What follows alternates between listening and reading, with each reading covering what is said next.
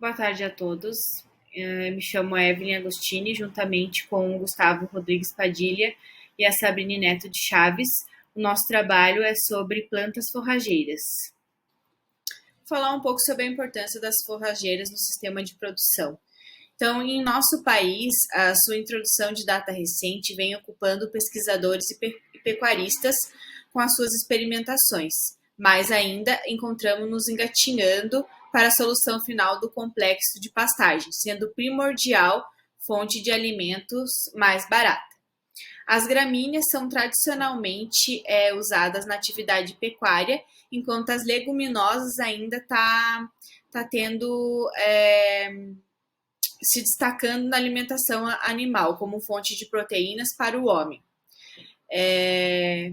Quanto melhor a qualidade da forrageira fornecida, muito mais o produtor vai conseguir tirar de cada hectare da sua propriedade, tendo grande desempenho animal e produtividade em sistema de produção de leite e pasto.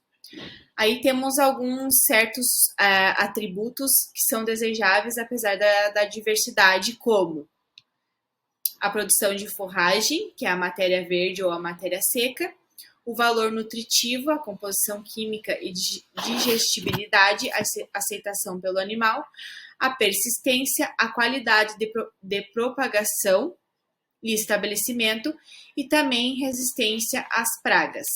Bom dia, meu nome é Sabrine e eu vou falar um pouco sobre a taxonomia das plantas forrageiras. A maior parte das forrageiras é composta por plantas da família Poaceae, que são gramíneas, e Fabaceae, que são leguminosas. Aqui a gente tem a classificação taxonômica de gramíneas e leguminosas, que tem a mesma divisão, porém se diferem em classe, subclasse, ordem e família. As gramíneas elas apresentam um potencial de produção de forragem 2 ou 3 vezes superior a leguminosas forrageiras. A família Poaceae, que são gramíneas, é a família botânica mais importante na agricultura e na economia humana, incluindo espécies utilizadas como pastagens para ruminantes, os grãos, que são os principais alimentos cultivados no mundo. Algumas gramíneas mais conhecidas são o milho, o trigo, o arroz, a cana-de-açúcar e a braquiária. Dentro da família Poaceae ocorrem 6 subfamílias, 28 tribos, com aproximadamente 600 gêneros e 10 mil espécies. No Brasil, ocorrem cerca de 180 gêneros e 1.500 espécies. Na subfamília Panicoidae, principalmente na tribo Paniceae, estão os principais gêneros de gramíneas forrageiras, de clima tropical. Em contraposição, nas de clima temperado, as principais gêneros pertencem à subfamília Festucoidae. A família Fabaceae, ou leguminosa, é considerada uma das maiores famílias botânicas, apresentando ampla distribuição geográfica. A vagem, por exemplo, é uma característica exclusiva desse grupo. É a terceira maior família de Angiosperma, incluindo 727 gêneros e 19.325 espécies. E a maioria das leguminosas forrageiras estudadas, cultivadas tropicais e subtropicais, pertence à família Fabaceae. Desta, 3 das 10 tribos não apresentam espécie herbácea de valor forrageiro, com exceção da subfamília Mimosidae. Então, bom dia, meu nome é Gustavo, tá? Eu vou estar falando sobre a morfologia, então, tá? A morfologia é o que difere as gramíneas e as leguminosas, né? Então, a morfologia, por exemplo, das gramíneas apresenta algumas características que as leguminosas não apresentam. Falando agora das famílias Poaceae, né? São das gramíneas, algo que difere uma outra é a questão do sistema radicular, né? Que das gramíneas é um sistema fasciculado. Esse sistema fasciculado também pode ter outros nomes, como raízes de cabeleiras também, né? Que a própria imagem ali apresenta essa característica das raízes ter mais com um formato mesmo de cabelo, por esse sistema cabeleira, né? Ou fasciculada. Outro característica também que acabam diferindo, né? A morfologia das famílias gramíneas leguminosas é a forma de germinação, né? Uma que as gramíneas são monocotiledôneas, né? E também a folha, né? O formato da folha também diferencia as gramíneas das leguminosas. A folha, então, das gramíneas, elas têm como característica, né? Em geral, elas possuem, então, a bainha, a lígula e a lâmina, né? E ela tem um sistema linear. Falando das leguminosas, elas são dicotiledôneas, né? As folhas, elas são peciololadas, né? Elas têm nervuras, tem uma nervura principais, então nervuras terciárias, secundárias, e o sistema radicular, ele tem como característica um sistema de uma pivotante, né? É uma raiz primária, que depende muito da espécie, a raiz também pode ser bastante profunda, e também as raízes secundárias. São as características que também acabam diferindo, né? Uma família da Poácea e outra das Fabáceas. Agora, alguns exemplos de espécies forrageiras. Aqui temos a Avena sativa, que é a aveia. Ela é uma gramínea da família Poácea. A sua distribuição geográfica se encontra no Nordeste, na Bahia, Sudeste, Minas Gerais, São Paulo, e no Sul, no Paraná, Santa Catarina e Rio Grande do Sul. Os domínios fitogeográficos são na Mata Atlântica, Pampa, e os tipos de vegetação são área antrópica e campo limpo.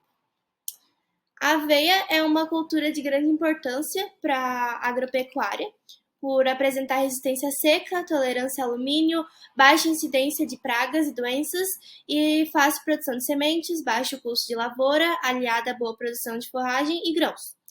Ela é cultivada para cobertura de solo, para produção de forragem, feno, silagem e grãos, utilizados na alimentação de bovinos, de corte e leite. As aveias suportam estresse hídrico e cobrem rapidamente o solo, suprimindo o desenvolvimento de plantas indesejáveis. Apresentam vantagem de se desenvolver em baixas temperaturas e tolerar a geada. É uma alternativa boa para o inverno. Agora temos a Medicago sativa, que é a alfafa, uma leguminosa da família Fabácea. Sua distribuição geográfica se encontra no Sudeste, em Minas Gerais, Rio de Janeiro e São Paulo, no Sul, e o tipo de vegetação é área antrópica. Ela é uma forrageira rica em proteína, vitaminas e sais minerais. Ela se adapta ao clima temperado e quente e suporta quedas de temperatura. Apresenta grande resistência à seca, pois possui um sistema radicular que pode atingir grande profundidade. Ela exige solos férteis profundos com alto teor de matéria orgânica e cálcio. Ela não suporta excesso de umidade, mas em quantidade controlada. É um dos maiores fatores de produção, sendo uma espécie que melhor responde à irrigação. O principal atributo dessa forrageira é sua alta produção de proteína associada a muitos minerais e ainda uma vasta adaptação à condição do meio. Ela produz excelente feno artificialmente desidratado, silagem e forragem. Falar um pouco sobre o sorgo, então. O sorgo é da família Poaceae, gênero Sorghum, espécie Sorghum bicolor L. É uma das gramíneas, né? É uma planta forrageira de corte verde, fenação, cobertura morta, pastejo obtido a partir do cruzamento entre um sorgo granífero e o capim-sudão. É uma planta monocotiledônea C4, típica de climas quentes, apresenta boa capacidade de desenvolvimento, mesmo em ambientes limitantes, tem um pouco de déficit de água e nutrientes. O seu caule é de 7 a 24 nós e entre nós atinge 1 a 4 milímetros de altura. As folhas são de 7 a 24 folhas, apresentam camada de serosidade, favorecendo tolerância à seca. O seu perfilhamento ele pode ser basal ou axilar, sendo que no sorgo forrageiro tem uma vantagem devido ao sombreamento e à competição. A inflorescência é panícula, o seu fruto é cariópse, composição nutricional semelhante ao milho e trigo, apresenta teores variáveis de taninos, e a vantagem dos taninos é que dá resistência aos pássaros e os fungos causadores de produção. Na região sul, o plantio é meados de setembro e dezembro. Os seus grãos, eles são úteis, então, para farinha de panificação, para fazer bolos, pães, né? Amido industrial, álcool, forragem e a cobertura de solo também. Falar então também sobre outra forrageira, que é a da família Fabácea, uma leguminosa, que é a ervilha comum. A sua espécie é a Vicia sativa. L. É uma espécie anual de inverno. Ela é herbácea, caule fino e flexível, trepador sarmentoso que atinge até a 90 metros de comprimento, embora a planta atinja em média 0,35 metros de altura. As folhas são pinnadas com 3 a 10 pares de folíolos, possui folíolos glabros, mais largos e arredondados. As raízes são profundas e ramificadas, além de uma cobertura de sola que proporciona, então, a fixar em torno de 130 kg de nitrogênio por hectare ao ano. Possuem flores solitárias, de cor azul violácea ou arroxeadas. Ocorre deiscência natural das vagens maduras e as sementes caem ao solo no final do ciclo, vindo a germinar posteriormente em condições favoráveis no início do inverno. Produz bem em solos argilosos e férteis, mas adapta-se aos solos arenosos, desde que adequadamente fertilizados. Não tolera solos muito úmidos nem os excessivamente ácidos. A época de semeadura ideal é de abril a maio. E ela é utilizada também na alimentação dos animais. Elas diferem quanto à sensibilidade a alguns herbicidas, fornece nitrogênio às culturas subsequentes e também ela é bom se ter ela para ter um aumento da produtividade. Vou falar agora do capim-elefante, né? Da família, faz parte da família Poaceae, né? Das gramíneas, da espécie Centrus purpureus. Então, a distribuição geográfica, né, do capim-elefante, ela, como a gente consegue observar, ela faz a maior parte, né? Predominante a maior parte do Brasil. Algumas características, então, do capim-elefante, ela é uma gramínea perene, né? Ela pode estar atingindo, então, de 3 a 5 metros de altura. Ela se adapta também a diferentes tipos de solo, a não ser solos muito inundados, né? Então, tem uma certa resistência hídrica.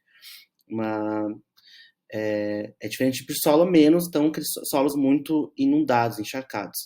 Ele se destaca também pelas suas elevadas produção de massa seca, e isso faz com que a exigência em relação a nutrientes seja maior, né? O hábito de crescimento do capim-elefante é um hábito de crescimento cespitoso, né?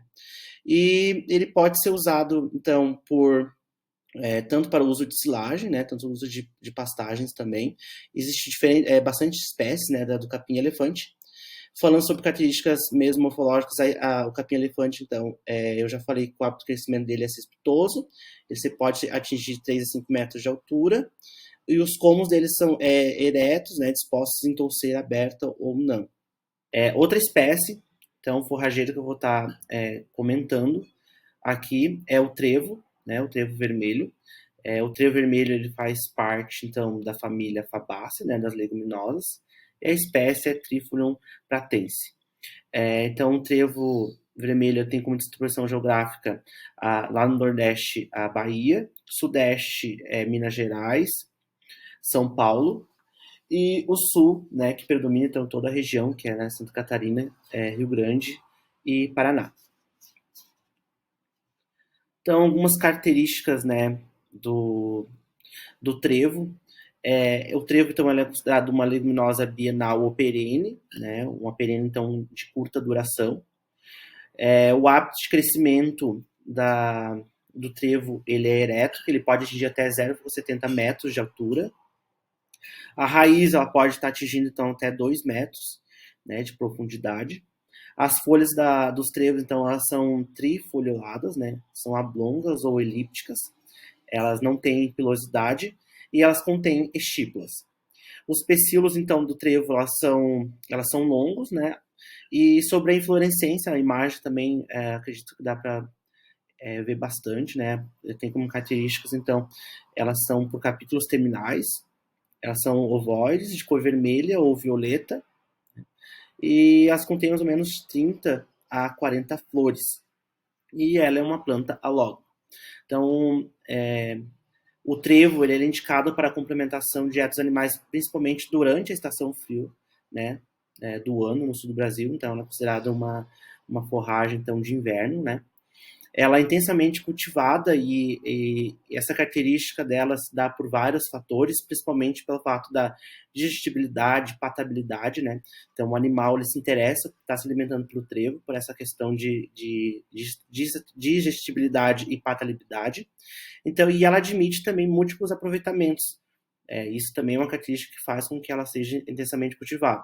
Esses aproveitamentos ela pode ser tanto como corte, tanto como pastejo direto, tanto como fenação e tanto como adubação verde, né? Então, ela é produzida como feno devido então ao seu porte ereto, né? Então, ela é bastante cultivada então, na nossa região sul. E é isso, pessoal. Muito obrigada pela atenção de todos. Fim.